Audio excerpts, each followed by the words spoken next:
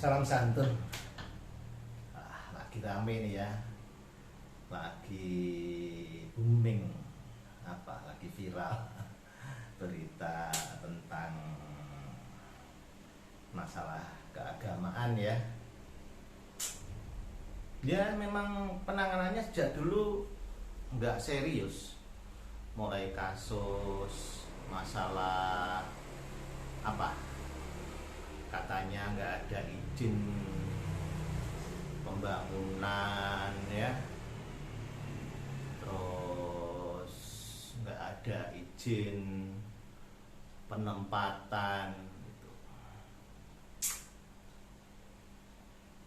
Ya sejak itu sampai sekarang nggak selesai. Karena apa? Pihak yang terkait, Kementerian Agama mungkin ya, atau ya Kementerian Agama dan jajarannya yang ngurusi itu semua, perizinan juga bangunan ya, harusnya duduk bersama dengan para tokoh agama itu, yuk survei atau istilahnya sidak, mana bangunan yang ada izinnya atau enggak ya, mulai gereja, kuil, masjid, musola, sampai pura itu ya. Jadi adil gitu loh, nggak cuma ngomong ini nggak ada izinnya, ini nggak diperbolehkan oleh masyarakat loh, ya toh. Kenapa kalau yang lain bisa langsung bangun, sedangkan agama yang lainnya sulit gitu? Apakah semua yang sudah berdiri itu ada izinnya? Mari kita cek dan recheck ya. Jadi biar sama-sama enak, nggak saling tuduh aja nantinya gitu, bahwa bangunan ini dilarang sama masyarakat karena belum ada izinnya ya, sedangkan yang di sana nggak ada izinnya tapi nggak ketahuan atau mungkin dibiarkan sama masyarakat dan juga pemerintah itu. Terus juga untuk peraturan masalah yang terjadi ya, masalah yang kemarin doa di rumah warga ya, tuh itu harus ada aturan jelas juga dari pihak Kementerian Agama, juga pihak-pihak terkait lainnya. Saya nggak tahu namanya, pokoknya saya menyebutnya pihak terkait ya. Jadi misalkan kalau pakai pengeras suara dengan jarak berapa meter atau berapa rumah, itu kalau misalkan melebihi dengan kondisi rekam ya warga, jadi misalkan maksimal 5 rumah. Nah, 5 rumah itu, kalau 5 rumah sih nggak enak ya, mungkin pakai meter aja enak, 100 meter gitu. Nah nanti yang di atas 100 meter kalau masih dengar boleh rekam. Ini loh, tak rekam suaranya dari rumahku, jaraknya lebih ada 120 meter masih terdengar. Nah itu harus diterima dengan lapang dada laporan itu gitu. Jadi untuk acara-acara keagamaan bisa nantinya netral ya tuh. Jadi yang pakai pengeras suara di rumah-rumah tuh, jadi nanti artinya sama, peraturan itu diikuti sama agama yang lainnya dan berlaku untuk semua agama. Tidak hanya satu agama pakai pengeras suara ya toh, terus agama lain pakai pengeras suara dilarang. Jangan ya, itu namanya nggak adil dan nggak netral ya kan. Memang sulit hidup beragama, itu sulit. Makanya ada ego ya, ego di dalam diri kita masing-masing. Belum lagi fanatik. Kalau fanatik nggak apa-apa ya, kalau fanatik itu nggak apa-apa. Fanatik bisa jadi positif itu gitu loh. Tapi ego itu yang nanti sulit, tanpa menyadari bahwa semua agama itu terpecah belah dan punya aturan masing-masing ya. Ada yang ngikut kalender, ada yang ikut apa arahan dari langit ya, ada lagi yang melarang makan apa istilahnya, melarang makanan, istilahnya makan darah ya, darah hewan itu, atau melarang makan yang berkaki belah, ada lagi yang memperbolehkan. Nah, itu. Satu agama itu loh pecah dan punya aturan masing-masing tanpa kita sadari. Jadi ya itu tadi, pemerintah harus tahu dan harus mau duduk bersama ya, yuk piye nae gitu. Seandainya permasalahannya masalah izin tempat ibadah ya, izin apa seperti yang terjadi kemarin doa Rosario ya. Nah, gimana izinnya? Terus itu dilakukan untuk agama apa? Nah, apakah cuma satu agama atau semua agama? Harusnya ya semua agama ya. Setiap kegiatan harus izin RT, RW misalkan gitu. Atau izin ke apa Departemen Agama. Gitu. Jadi enak. Enggak saling menyalahkan. Begitu juga agama yang lain. Tapi harus sportif loh ya. Jangan nanti tanpa tahu dan tanpa sepengetahuan los-losan. Ya jangan. Itu namanya nanti mubadir ya. Jadi ada peraturan tapi secara sembunyi-sembunyi agama ini los, agama itu dilarang. Nah, kan mudah, maksudnya kan orang nggak tahu gitu loh, nggak mungkin aku mau tanya, kamu ada izinnya enggak? Nah, kecuali agama yang satu itu mungkin ada orang yang berani, ada izinnya enggak, itu mungkin ada yang berani. Tapi kalau agama yang lain mungkin juga ada yang orang nggak berani tanya gitu. Jadi harus rapi dalam peraturan dan rapi dalam administrasi. Kumpulkan ya, terutama masalah bangunan dulu, masalah izin bangunan, izin tempat. Nah itu ya, itu harus dirapikan dulu. Mana yang benar-benar ada izinnya, mana yang enggak ya terus cepat diurus izinnya gitu. Yang sudah ada izinnya ya tetap jalan. Nah, pemerintah harus membantu gitu loh. Jadi di sini ada, misalkan di Indonesia ada 5 agama ya, diajak semua, ayo kita sidak jalan bareng. Itu baru ya. Yuk ke sana, ke Klenteng ada izinnya enggak, ke Kuil ada izinnya enggak, ke pura, ke masjid, ke gereja, ke apa musola, ke langgar ya, ke rumah ibadah. Nah, rumah ibadah belum tentu gereja ya.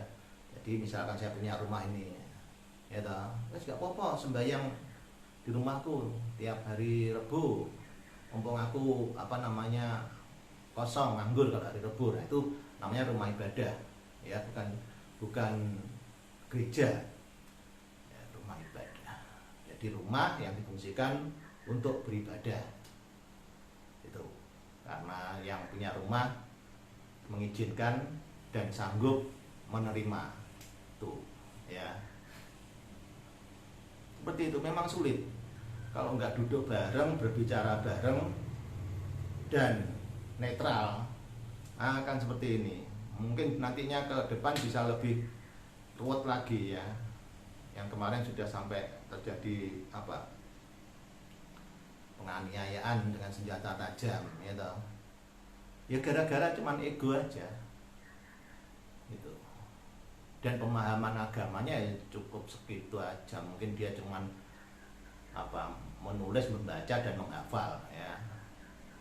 Itu yang banyak seperti itu, membaca, menulis, menghafal, menulis, membaca, menghafal, ya di situ.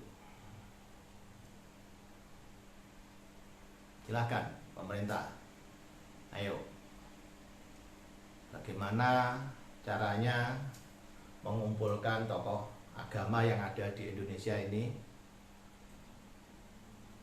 terus melakukan kegiatan itu tadi.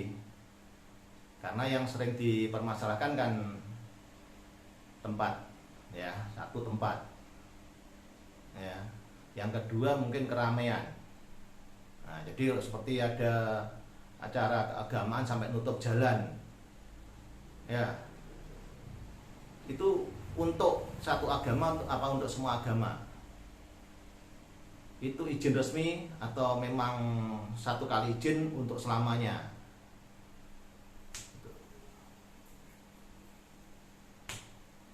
Kan banyak. Misalkan di sini ada tokoh agama, ya. Misalkan aku udah tokoh agama, setiap malam minggu sana aku kasih setopan, sana aku kasih setopan, aku di sini ngadakan kegiatan keagamaan. Nah, seperti itu izinnya gimana? Satu kali izin untuk satu kali kegiatan atau satu kali izin untuk selamanya? Itu berlaku untuk agamaku saja atau berlaku untuk semua? Itu juga harus diperhitungkan. Jadi biar agama satu dan agama lainnya itu nggak ada kecemburuan. Dan yang selama ini nggak sampai pikir ke situ. Tutup jalan, ya. Ada kegiatan keagamaan, kadang di lapangan ada kegiatan keagamaan. Nah, jadi kalau satu agama dipermudah untuk izinnya, gitu, agama lain juga gitu. Karena agama lain juga ingin menyebarkan, mengajarkan, gitu. Enggak itu Kristen, Katolik, Konghucu, Buddha, Hindu. Mereka juga ingin mengajarkan kepada semua manusia dan menunjukkan kebaikan akan agamanya. Gitu. Jadi jangan dipersempit ruangnya. Kalau memang ini berlaku untuk semua agama, ya. Jadi misalkan nanti ada agama A pengen nutup jalan buat acara, harus diizinkan. Gitu. Jadi fair sama-sama.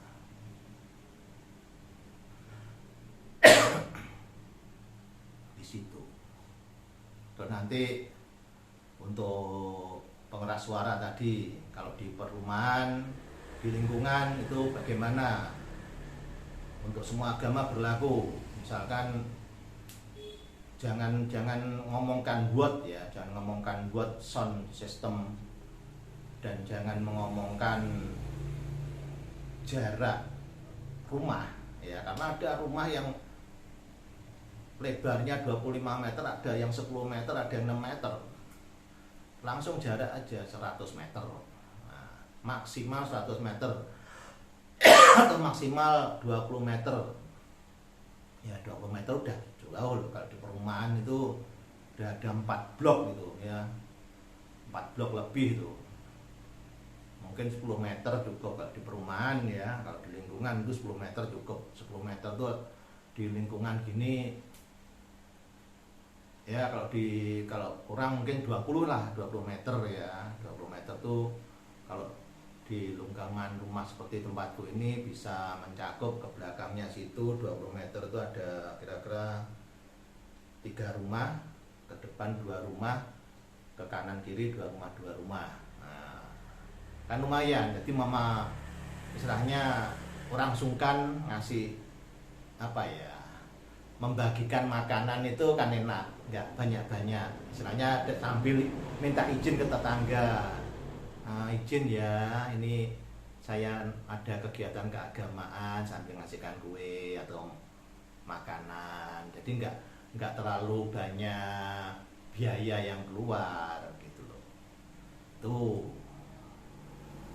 enaknya di situ. Jadi batasi pakai meter. Nanti yang dilepas dari meter itu boleh rekam buat laporan, dimasukkan media sosial, syukur lapor ke dinas terkait, syukur. Nah nanti kalau memang ada laporan, mari diukur sama-sama gitu, bener enggak ini melebihi, toleransinya berapa, misalnya toleransi 2 meter, jadi masih 12 meter dari 10 ke 12, oke enggak apa-apa, tapi harus fit loh ya, harus berlaku untuk semua dan harus disidak beneran gitu, adil. Jadi enak nanti hidup beragama itu enak, ada aturan yang pas, ada aturan yang tepat gitu. Terus jamnya juga gitu, misalkan jam sekian sampai jam sekian, kecuali kalau kegiatan keagamaan yang memang membutuhkan waktu panjang ya, misalkan menghafal atau menyelesaikan satu buku itu ya, itu ya perlu izin khusus, kita maklumi karena tiap agama kan ada kegiatan atau istilahnya ritualnya sendiri-sendiri. Nah itu juga harus dimaklumi, misalkan memang ini butuh waktu 1 hari 1 malam untuk kegiatan ini, ya izinnya harus 1 hari 1 malam, dan warga sekitar yang berdampak tadi 10 meter ke kanan dan ke kiri, ke belakang, ke depan itu kita minta izin ya. Itu nggak langsung tutup sana tutup sini, kegiatan loss. Yang lainnya gimana gitu loh ya, yang lainnya juga pengen nyebarkan ajaran dari kalau kita bilang nabi atau ya yang ditunjuk sama Maha Kuasa ya. Jadi yang Maha Kuasa menunjuk seseorang untuk menyebarkan agama. Nah di situ ayo kita duduk bersama, berbicara bersama, berdiskusi bersama demi kebaikan keagamaan di Indonesia ini ya. Jadi biar nggak ada kasus-kasus lagi seperti yang terjadi ini. Pihak terkait, Departemen Agama, Kementerian Agama, terus tata kota atau perizinan itu ya harus dilibatkan, itu diajak bicara juga gimana cara ngurusnya, apa aja yang perlu untuk ngurus. Jadi fair berlaku untuk semua agama ya. Saya kira cuman ini unek-unek karena kejadian yang menggemparkan ya. Itu sering saya komen di medsos, di YouTube itu ya, apalagi debat-debat agama itu enggak ada ujung pangkalnya itu, sampai yang lihat nanti mati ya.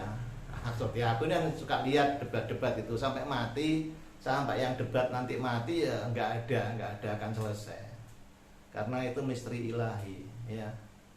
Ngomongkan misteri ilahi itu sulit sekali. Kita ngomong berhala itu apa wujudnya, nah, itu aja loh sulit ditelaah gitu. Belum lagi ngomong masalah lagu rohani atau lagu keagamaan, itu kriterianya yang bagaimana gitu. Itu loh sulit juga. Jadi jangan syukur angger ngomongnya agama ya.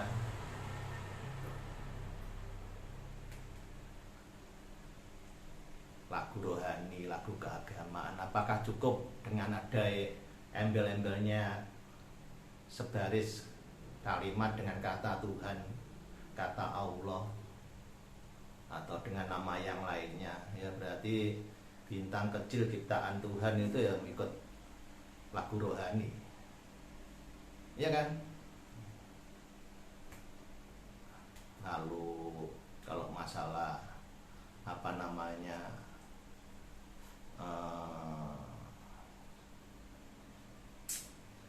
apa tadi satunya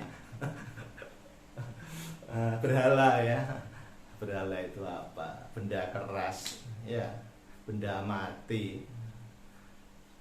Silahkan lihat dan cari, ada ndak di sekitar kita yang kita buat berdoa atau kita buat sembahyang itu benda mati atau benda keras ya.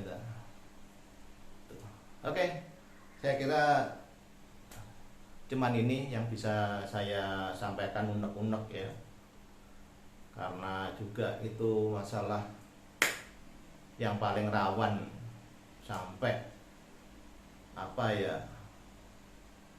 pemuda timur ya apa petir ya, pemuda timur itu juga sampai bersuara, yang lainnya tokoh-tokoh agama juga sempat bersuara. Ayo Kementerian Agama, Departemen Agama bersama jajaran terkait duduk bersama, ngajak semua tokoh agama ya untuk melakukan apa yang saya usulkan jika itu baik. Terima kasih telah menonton video. Salam santun. Gusti Binaring berkah.